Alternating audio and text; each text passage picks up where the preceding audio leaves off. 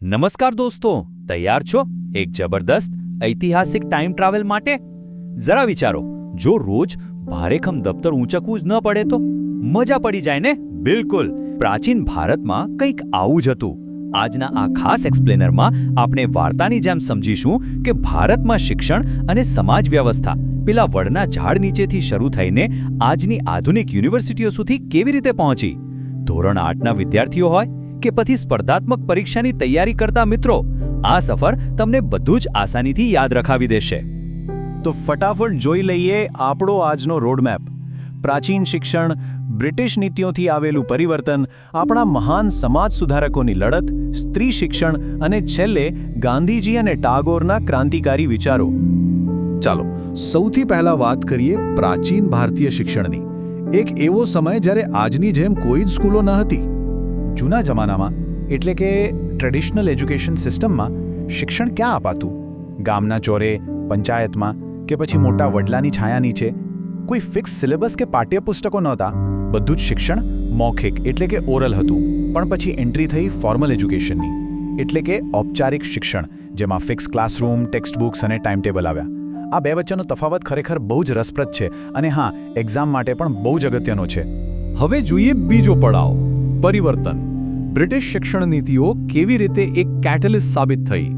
દોસ્તો, આ ટાઈમલાઈન તો મગજમાં બિલકુલ ફિટ કરી જ લેજો. વાર્તા શરૂ થાય છે 1813ના ચાર્ટર એક્ટથી, જેમાં પહેલીવાર શિક્ષણ પાછળ વાર્ષિક ₹1 લાખ ખર્ચવાનું નક્કી થયું. પછી 1835માં લોર્ડ મેકોલે સાહેબ આવ્યા અને ભારતમાં અંગ્રેજી શિક્ષણનો પાયો નખાયો. અને સૌથી મોટો ટર્નિંગ પોઈન્ટ 1854નો વુડ્સ ડિસ્પેચ, જેને ભારતીય શિક્ષણનો મેગ્ના કાર્ટા પણ કહેવાય છે. બસ આ જ બધી નીતિઓનું પરિણામ હતું કે 1857માં મુંબઈ, ચેન્નઈ અને કોલકાતામાં આપણને આપણી પહેલી યુનિવર્સિટીઓ મળી. ઇતિહાસના પાનાઓ સાક્ષી છે કે આ બ્રિટિશ નીતિઓ જેવા પાયાના પથ્થર હતા, જેણે પેલી જૂની મૌખિક પરંપરાને રાતોરાત બદલીને એક નવી યુરોપિયન સ્ટાઇલની એજ્યુકેશન સિસ્ટમ ઊભી કરી દીધી. એકદમ ગેમ ચેન્જર, રાઈટ? પણ જુઓ, સાચું શિક્ષણ માત્ર ચોપડીઓ વાંચવાથી થોડું મળે છે. સાચું શિક્ષણ એ છે જે સમાજના કુરિવાજો એટલે કે સોશિયલ ઇવિલ્સને જળમૂળથી ઉખાડી ફેંકે. ચાલો આપણા મહાન સમાજ સુધારકોને મળીએ. અહીં ખરેખર એક પરફેક્ટ સ્નેપશોટ દેખાય છે. કયા સુધારકે કઈ લડત લડી અને કયો કાયદો બનાવડાવ્યો એ એકદમ સ્પષ્ટ છે. સતી પ્રથા જેવી અમાનવીય પ્રથા સામે રાજા રામમોહન રાયે કેવો જબરદસ્ત જંગ છેડ્યો અને 1829માં પ્રતિબંધ મુકાવ્યો. એવી જ રીતે ઈશ્વરચંદ્ર વિદ્યાસાગરની મહેનતથી 1856માં વિધવા પુનર્વિવાહ કાયદો આવ્યો. આ કોઈ નાની વાત નહોતી. આ સામાજિક જાગૃતિના સૌથી પહેલા હીરો એટલે રાજા રામમોહન રાય. તેમણે 1828માં બ્રહ્મ સમાજની સ્થાપના કરી. સતી પ્રથા સામે એમનું કેમ્પેન એટલું પાવરફુલ હતું કે ગવર્નર જનરલ વિલિયમ બેન્ટિકને પણ ઝૂકવું પડ્યું અને 1829માં સતી પ્રથા પર કાયમી બેન લાગી ગયો. માનવ અધિકારો માટે આ એક ઐતિહાસિક જીત હતી. આ જ શૃંખલામાં એક બીજો બહુ જ મોટું નામ એટલે સ્વામી દયાનંદ સરસ્વતી. સ્વામીજીએ આર્ય સમાજની સ્થાપના કરી. તેમના ફોલોવર્સે લાહોરમાં એંગ્લો વેદિક કોલેજો શરૂ કરી અને શિક્ષણનો જબરદસ્ત ફેલાવો કર્યો. આમાંથી જ પ્રેરણા લઈને આપણા વડોદરાના મહારાજા સયાજીરાવ ગાયકવાડે 1901માં એક ક્રાંતિકારી નિર્ણય લીધો. પ્રાથમિક શિક્ષણ બિલકુલ મફત અને ફરજિયાત, એટલે કે ફ્રી એન્ડ કમ્પલ્સરી. વિચારો, એ જમાનામાં આ કેટલું મોટું વિઝન કહેવાય. હવે વાત કરીએ આપણા ગુજરાતની. ગુજરાતમાં આ સુધારણાની મશાલ કોણે ઉપાડી? વીર નર્મદે. નર્મદે સમાજની રૂઢિચુસ્તતા સામે બાયો ચડાવી. તેમણે વિધવા પુનર્વિવાહ એટલે કે વિડો રીમેરેજ માટે ખાલી ભાષણો ન આપ્યા, પણ પોતે જ એક વિધવા સાથે લગ્ન કરીને આખા સમાજને એક જીવતું જાગતું ઉદાહરણ પૂરું પાડ્યું. એમને થોડા એમને વીર નર્મદ કહેવાય છે. અને ભારતની આ વિચારધારાને વૈશ્વિક સ્તરે છેક અમેરિકા સુધી કોણે પહોંચાડી?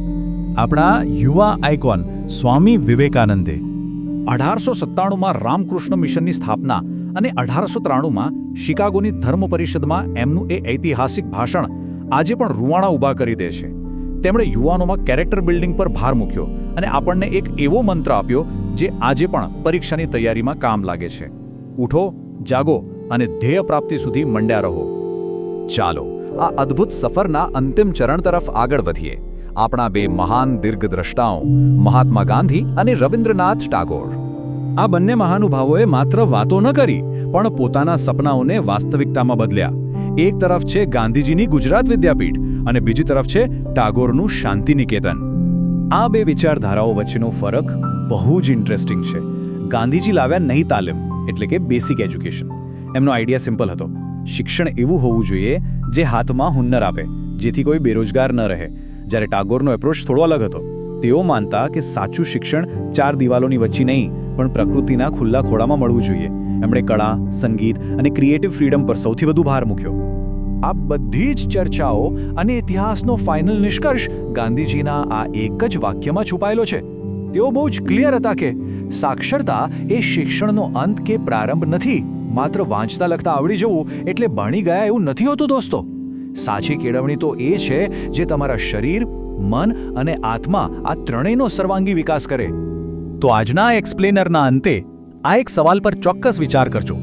19મી સદીના આ મહાન સુધારકોએ, આ ક્રાંતિકારીઓએ જો એ સમયે રૂઢિચુસ્ત સમાજ સામે આવી જબરજસ્ત લડાઈ ન લડી હોત તો શું આજે આપણે આટલા આધુનિક અને સમાનતા ધરાવતા ક્લાસરૂમમાં બેસીને ભણી શક્યા હોત ખરા? બિલકુલ નહીં. આજના આપણા શિક્ષણનો પાયો એમના એ સંઘર્ષો પર જ ટકેલો છે. આશા છે કે આ સફર તમને ખૂબ જ રસપ્રદ લાગી હશે. ફરી મળીશું આવા જ એક નવા વિશ્લેષણ સાથે.